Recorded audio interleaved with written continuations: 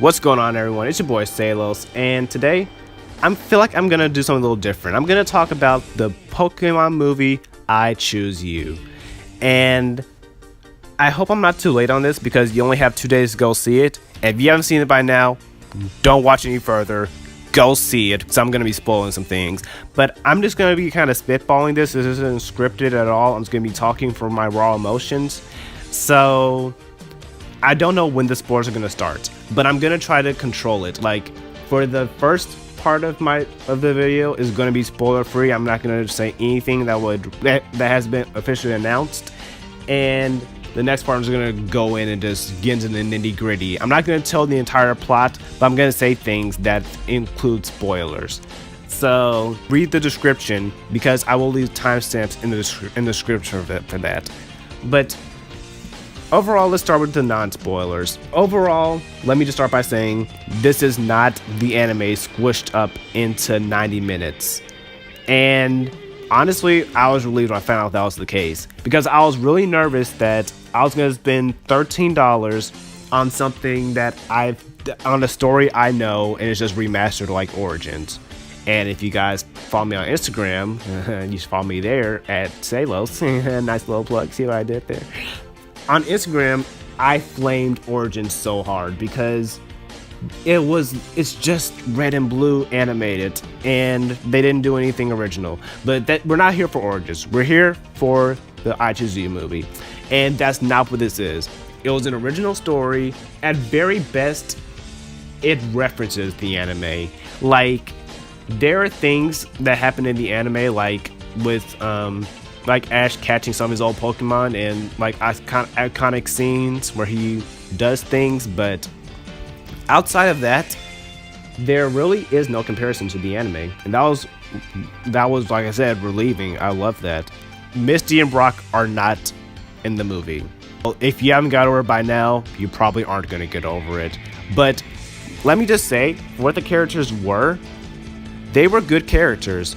Like, I'll never remember these two kids' names, but the boy, I feel like he was a little more likable than the girl, because you actually get to know a little bit about who he is. He has like his own little character arc, and that makes him a character that, while he's just another encyclopedia, like he's the Max of the group, he's the Brock, the guy who has all the answers, but you feel for him because he has an arc. You have a reason to care about him, and he's not just there, like, he has his own goals, and he's just kind of going along with Ash because it aligns with his goals. And the girl, I feel like she's the definition of missed potential, because she kind of sort of has character, but they don't really expound onto it. I'll probably talk about that more in my spoiler section, but don't let that be your takeaway. She was still likable. I'm pretty sure people out there do like her. I've seen people praise her. So both these characters are good. They're not Misty and Brock, but at this point, it's just nitpicking that Misty and Brock aren't in this. And there really is no reason for them to be in this movie outside of nostalgia. So get over it. I'm sorry. Ash is actually likable. It's actually amazing that Ash is likable. He has character. Everything, like, Ash feels kind of like Red in a sense. Like, he's a kid who's on an adventure, and he wants to be the very best, like no one ever was. And, like, pretty much everything you like about Red is present in Ash. He wins, he loses, he learns from his losses, he grows, and he's just a kid on an adventure. So if you like Red, you will like this Ash. He's not the Alola Ash that makes you cringe. He's not exactly Kalos Ash either, who was like probably at his prime, but he's still a very likable character. And that's pretty much all I can say without spoiling things. Overall, the animation was really smooth. If you guys have seen the trailers, you guys know that it looks good. If I were to give it a comparison, I'd probably say it's a step up from X and Y, but it's kind of mirroring that animated series. I can't think of the name right now, but you guys know the Pokemon series they did about a year ago. It was the series where they did things like the Red Gyarados was animated. They animated Giovanni and Silver with the Looker. They animated, what else did they do? They did the Rayquaza versus Deoxys scene in space. What was that series? Pokemon series put this out like a year ago. I just can't think of that series. But if you guys know what I'm talking about, that series, it was more on par with that animation. There was some CGI in there, but honestly, I couldn't even tell it was CGI. It wasn't corny at all. It was only used when it was necessary, and that's fine for me. And I feel like that's all I can say that's spoiler free, so I'm about to jump into spoilers now. I'll give you guys a second. Let me collect my thoughts because I'm about to get into this.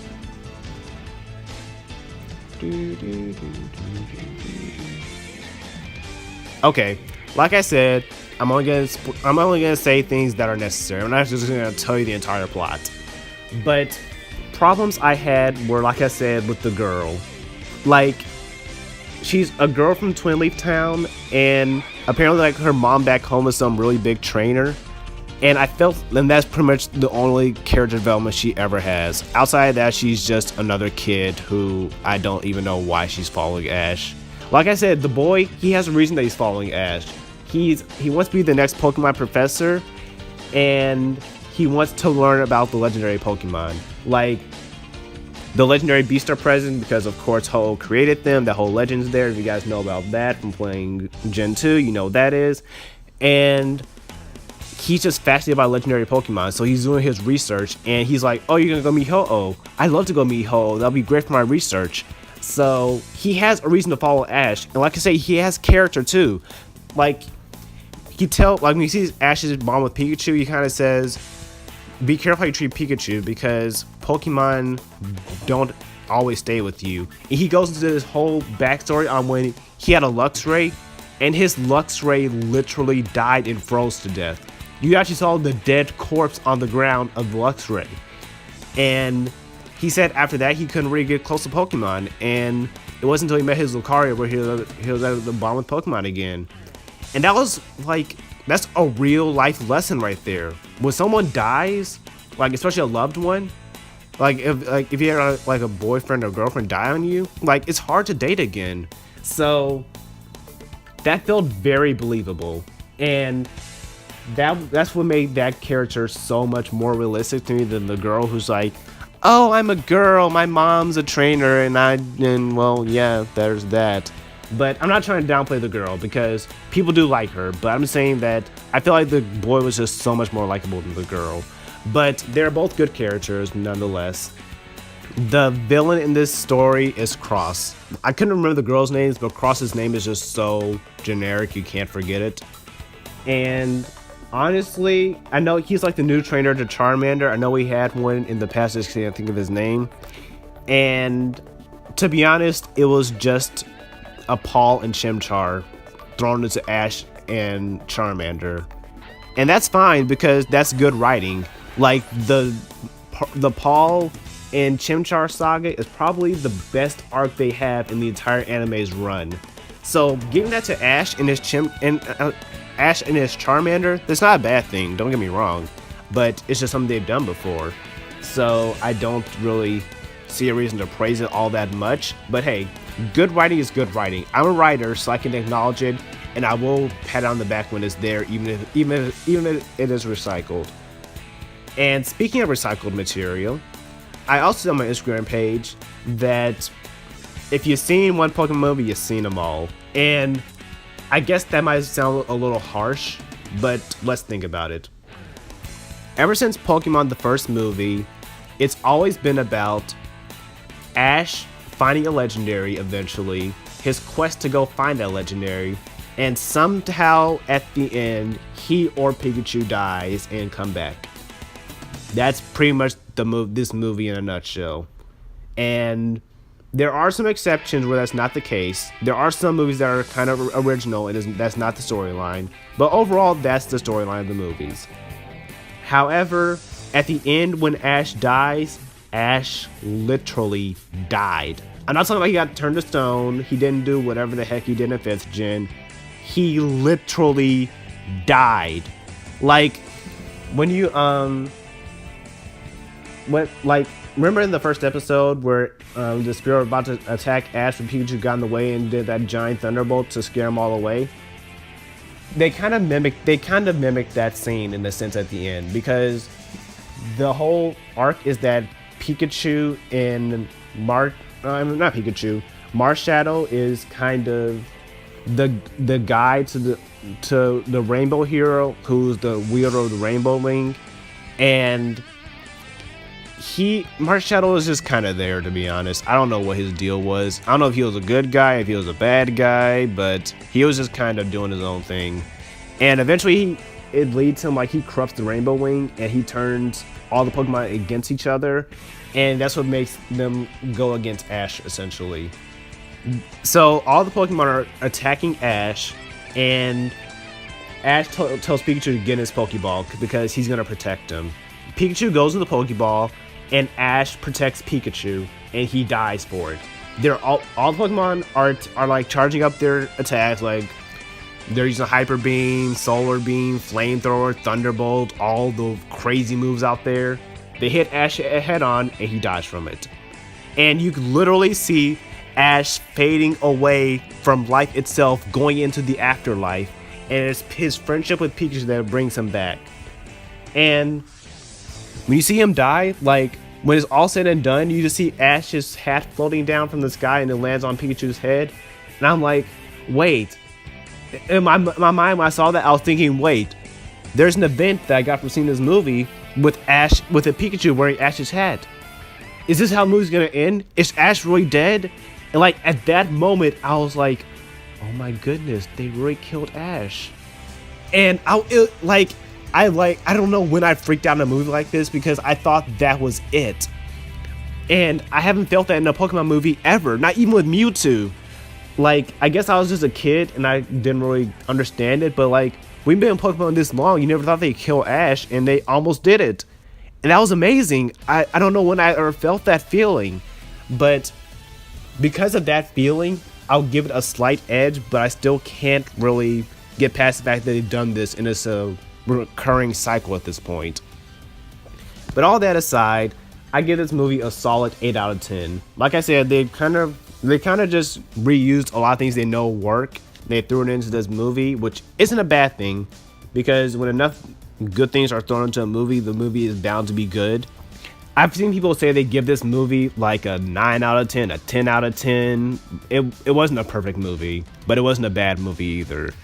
And like I said, I seriously encourage you guys to watch the movie if you haven't already. Like, please, like, I know it's gonna be on Disney XD in a few weeks, but please go support this movie, because it has been almost 2 decades since we had our last movie in the theaters. I know there was the whole Gen 5 movie that was kind of in theaters, but it kind of wasn't. But you get what I'm saying. It's been a very long time since we had a Pokemon movie in a theater. So let Pokemon Company know that we want more of this. Let them know that we're cool with this. Do more of this. We missed this. We want this to come back. If you just sit here and watch it on Disney XD, they're going to think that's okay and we'll never get this again. But if that is what happens, I'm cool with it, because I got a chance to witness it one last time in my lifetime. I got to see Ash on the big screen one last time, and I don't regret the experience. And that is an irreplaceable experience. I've heard people say that people were singing along to the theme song, people were laughing with each other, crying with each other. I mean, I didn't have that. I guess my area, I kind of noticed since I was a kid, but my area is not really into Pokemon, so the theater was kind of like a third full. They're mostly kids, so I guess like they were growing with Kalos, but I didn't really have that theater experience. But people did, so you might have it, you might not. But overall, please go see this movie. You won't regret it. And that's all I'm gonna say about it. If you want to, leave a comment if you've seen it. Tell me what you thought of the movie. If you agree with me, if you don't agree with me, lay it on me. Go ahead, go ham. I can take it. I don't care. I do care, but it won't affect me too much, because I can respect not everyone's going to agree with me. And with that, I'm about to get out of here. But thank you so much for listening this long. It means so much when you guys watch my videos. And I guess I'll see you guys later. Thanks for watching, and catch you on the flip side.